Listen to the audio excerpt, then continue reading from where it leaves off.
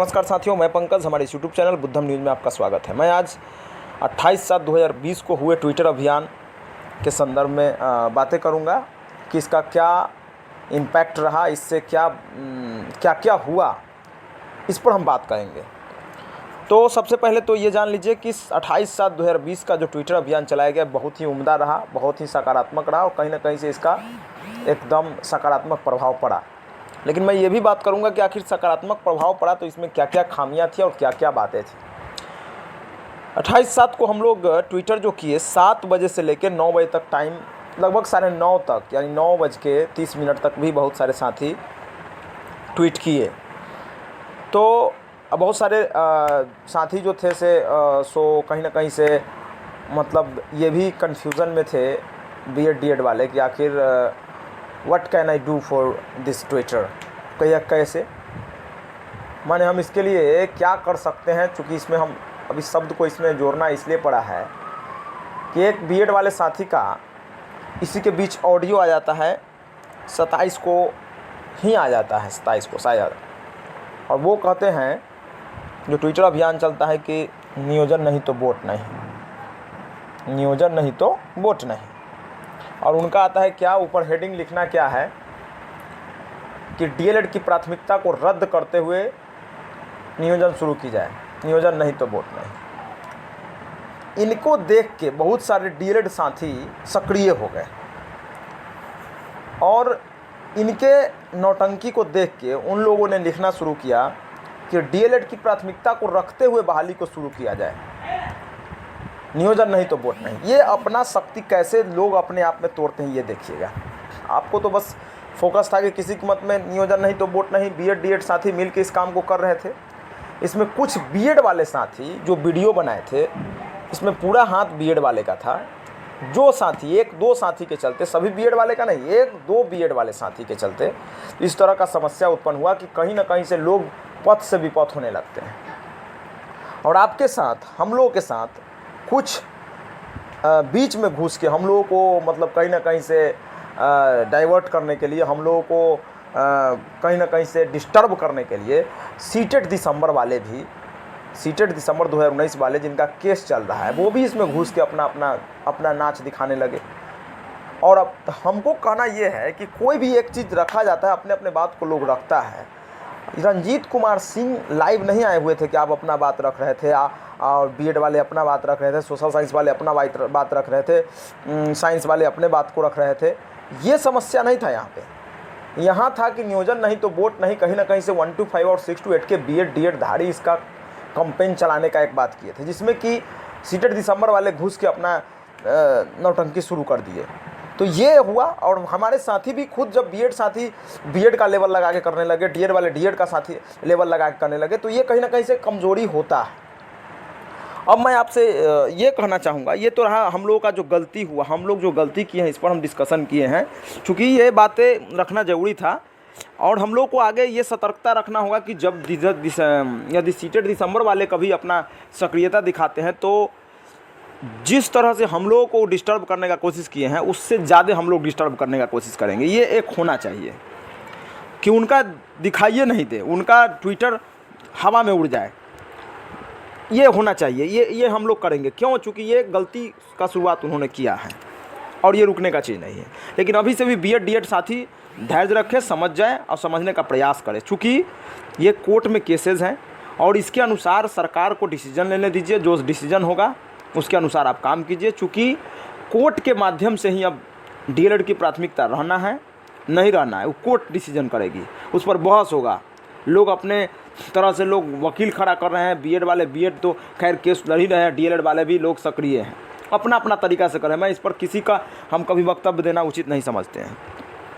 जबकि मैं D.Ed candidate हूँ तब भी मैं वक्तव्य देना उचित नहीं समझता हूँ, चूँकि वहाँ से हरिराम जी के द्वारा जो शुरुआत किया गया है इसी का लोग परिणाम भोग रहा है। चाहे इससे हम पहले कुछ नहीं करना चाहेंगे, हम इस पर डीप में जाना भी नहीं चाहेंगे।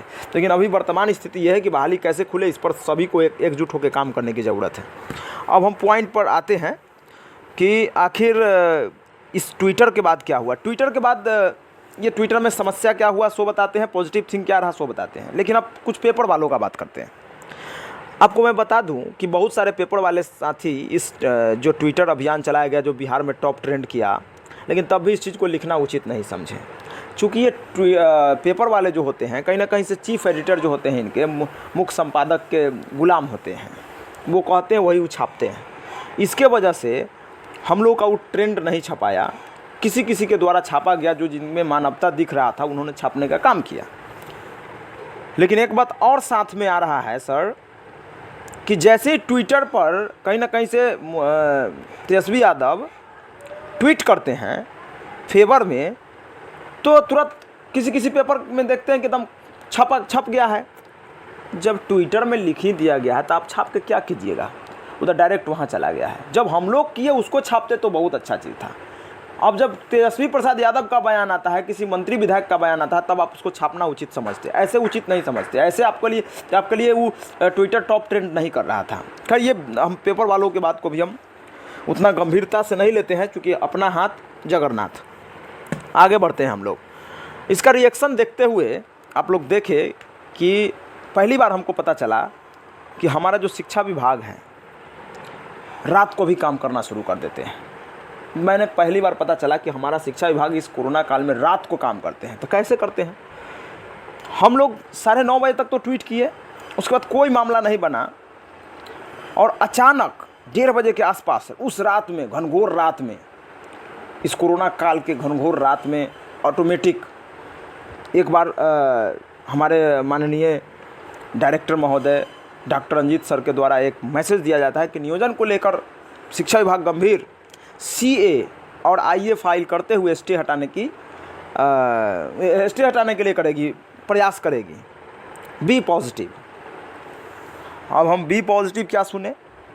हम तो ये सेंटेंस जो छपा, जब जैसे ही सेंटेंस छपा, क्या जैसे ही सेंटेंस रिलीज़ हुआ, हम सोचे कि हम चूँकि उस दिन रात को 2 बजे के 3 बजे के आसपास मोबाइल खोले तो देख के हम दंग रह गए। ये कैसे हो गया? रात में भी अपना शिक्षा विभाग काम करता है। बिहार हमारा सबसे आगे चला गया इस चीज़ में कि भाई रात को भी हमारा शिक्षा विभाग काम करना शुरू कर दिया।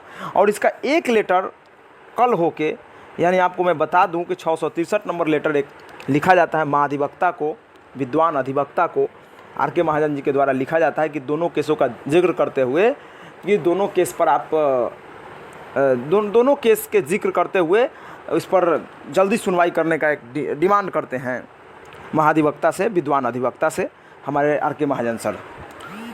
और आप लोग जैसे ही ये लेटर निकलता है आप लोग एकदम पागल हो जाते हैं, जैसे लगता है कि ज्वाइनिंग लेटर मिल गया। भाई जी, वो लेटर था, शिक्षा विभाग के द्वारा निकाला गया एक लेटर था, वो आपका ज्वाइनिंग लेटर नहीं था। आप लोग पागल हो गए लेटर देख के। हमारे जितने यूट्यूब साथी थे एकदम गर्दा गर्दी उड़ा दिए, लेटर निकल गया। लेटर से कुछ नहीं होने वाला है भाई जी, मैं आपको बताता हूँ। वो लेटर से आपको कोई बेनिफिट नहीं होने जा रहा, according to best of my knowledge, not others. हम अपना नॉलेज के अनुसार कह रहे हैं। हम कोई मतलब हम भगवान नहीं है कि टपक के हम बोलेंगे सो होगा। हम अपना अनुभव शेयर कर रहे हैं आपके साथ। बहुत से एक्सपर्ट से बात किए हैं तब जाके हम इस चीज़ को बोल रहे हैं। ये चीज़ 6 या 7 तारीख 6 तारीख को आपका हाई कोर्ट खुलने जा रहा है। इसके बाद ये किया जाएगा। आपको ये कैसे लगता है? जो आपका सरकारी वकील, सही से समझिएगा, सरकार का सरकारी वकील लंबा चौड़ा डेट लेने में कामयाबी हासिल करता है, सही समझिए, टेक्निकल फॉल्ट में नहीं जाइए। वही सरकारी वकील आपसे लंबा चौड़ा डेट लेता है और हाथ खड़ा करके बोलता है कि I have no any document to provide you. आपका जो सरकारी वकील है वहाँ पर जाके इस तरह का बात बोलता है। और जैसे ही सरकारी वकील के पास जब लंबा चौड़ा डेट लेने के लिए दिमाग लगता है कि नहीं, जितना लंबा चौड़ा डेट है ले लो, लंबा चौड़ा डेट ले लिया जाता है।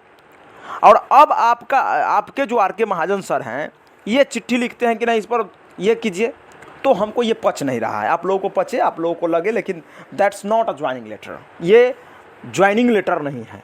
इस तरह का इतना ना लेटर देखें कि लेटर देखते देखते पक गए हैं, तो ज्वाइनिंग लेटर नहीं है भाई जी। ये एक लॉलीपॉप लेटर कहा जा सकता है, according to best of my knowledge. आप लोगों को शांत करने के लिए, आप लोगों को धैर्य और ढाढ़स बढ़वाने के लिए कि आप इसको देख के शांत हो जाइए। ये सब बातें हैं सर। और आप लोग इस बात को एकदम अच्छा से रखिए कि जो मैं कह रहा हूँ होश हवास में बोल रहा हूँ। आपका 2 चीज़ और ले लीजिए। उस दिन बोला गया कि 16 अगस्त तक, टीवी पर चल गया, 16 अगस्त तक लॉकडाउन बढ़ा दी गई है। आपका बिहार सरकार का एक लेटर आता है कि नहीं भाई ये गलत चल गया है, अब फिर सुनने में आ रहा है कि 16 अगस्त तक लॉकडाउन हो गया था। आप इसको क्या समझते हैं? सरकार के मंशा को क्या समझते हैं? सरकार अपना हिसाब से काम करेगी, सरकार का चुनाव किसी तरह बाधित नहीं हो उसके अनुसार ही काम होगी सर। इस बात को आप जान लीजिए और गठरी बांध लीजिए, सादा पेपर पर लिख लीजिए और तब आप आगे का काम कीजिए। अब मैं बताता हूँ, कुछ लोग कन्फ्यूज़न में हैं। सीटेट दिसंबर को लेकर बहुत सारे हमारे साथी सक्रिय हैं, जिसमें बीएड डीएड सभी का सहभागिता है। कुछ लोग अलग अलग तरीक़ा से प्लेटफॉर्म बनाए हुए कि हमको पैसा दीजिए, सीटेट दिसंबर से निजात दिलवा देंगे। तो मैं उन लोगों को कहना चाहता हूं कि आप लोग अभी तक तो एक संगठन नहीं बना पा रहे हैं। अभी तक मेरा कोई संगठन नहीं है पूरे बिहार का कि कौन सा कहाँ का अध्यक्ष है, कहाँ का उपाध्यक्ष है, और सभी लोग एक तरीक़ा से काम नहीं कर रहा है। इसीलिए कोई अपना अकाउंट नंबर जारी कर देता है। कभी कभी हमको ही मन करता है कि अपना भी अकाउंट नंबर जारी कर दे, कुछ पैसा वैसा टान के बैठ जाते हैं। तो इस तरह से होने लगता है। लोगों को ये लॉकडाउन में चोरी सिखाता है माने स्टूडेंट। आप लोग अभी तक एक भूखा शेर को आप अध्यक्ष पद नहीं दे रहे हैं, उपाध्यक्ष पद नहीं दे रहे हैं, उसके नीचे आप लोग मेंबर नहीं बन रहे हैं, तो क्या कर रहे हैं आप? अब कैसे इसको आप चाहते हैं कि अगला काम हम कर लेंगे? नहीं कर पाइएगा आप लोग। आप एक आदमी के बागडोर में दीजिएगा। हमारे लीगल टीम के भाई लोगों को हम नहीं कहना चाहेंगे, लेकिन कुछ बातें आती है तो कहते हैं, नहीं कहेंगे तो कैसे? समाज में हमारा जो समाज है टीईटी समाज, इसमें जो बुराई हो, कहीं से गड़बड़ी हो, उस पर बोलना चाहिए, चुप नहीं रहना चाहिए। नहीं तो समाज कहेगा कि जिस समय गड़बड़ी हो रहा था उस समय तुम कहाँ बिल में सोया हुआ था, आज बोलने के लिए निकला। आप बताइए, उस समय जब हम लोगों का लीगल टीम बना तो लीगल टीम इसलिए बना था कि 125 628 को आगे तक कैसे ले जाएंगे, उसके लिए पैसा भी लोग दिया। मैं नहीं दिया था सर, बहुत सारे लोग पैसा दिए। अब उस तरह का चीज़ हमारे जितने भी हमारे भाई लोग हैं, हम उनका इज्जत करते हैं, लेकिन इज्जत करते हैं ना, इज्जत करवाने वाला भी काम होना चाहिए। अभी हमारा कोई संगठन काम नहीं कर रहा है, तब ना कोई अपना अकाउंट नंबर जारी कर दे रहा है। कोई किसी पर विश्वास नहीं है। बार बार हम बताते हैं कि जिसका अकाउंट नंबर कहीं जारी हो किसी भी काम के लिए, उसका बैकग्राउंड हिस्ट्री पता होना चाहिए। इस तरह से चीज़ है। तो बीएड वाले बीएड की प्राथमिकता के लिए लड़ाई लड़ रहे हैं, वो दूसरा बात है। सॉरी, बीएड वाले डीएलएड की प्राथमिकता रद्द कराने के लिए काम करे, वो दूसरा बात है। डीएलएड वाले डीएलएड की प्राथमिकता बचाए रखने के लिए काम करे, वो दूसरा बात है। ये एनवायरमेंटल मामला नहीं है, मैंने पूरे समाज का मामला नहीं है। लेकिन बहाली खुले सीटेट दिसंबर आपके दोनों का समस्या है, माने बीएड डीएड ये दोनों समाज का समस्या है। तो बीएड वाले अलग काम कर रहे हैं, हम देख रहे हैं, डीएड वाले अलग काम कर रहे हैं, ये समझ में आ रहा है। लेकिन सीटेट दिसंबर के लिए कोई एक अच्छा काम करने वाला होता और उसके लेवल से इस काम को किया जाता तो आसानी से कोई काम होता। अलग अलग सब पैसा ये कर रहा है, तो ये सब पर भी ध्यान देने की ज़रूरत है सर। और सभी बातों को मैं रखने में छोटा सा मैं सिर्फ प्रयास करता हूं सर कि किस तरह से हम इस बात को आपके सामने रख के आपको उजागर कर सके। क्योंकि सरकार को जब तक इस चीज़ का डर नहीं होगा, सरकार को जब तक आप खौफ में नहीं लेंगे, सरकार आपकी बात को नहीं सुनेगा। और मैं जो बात बोला हूँ एकदम आप देखते जाइएगा, पॉइंट टू पॉइंट वही होने जा रहा है। धन्यवाद।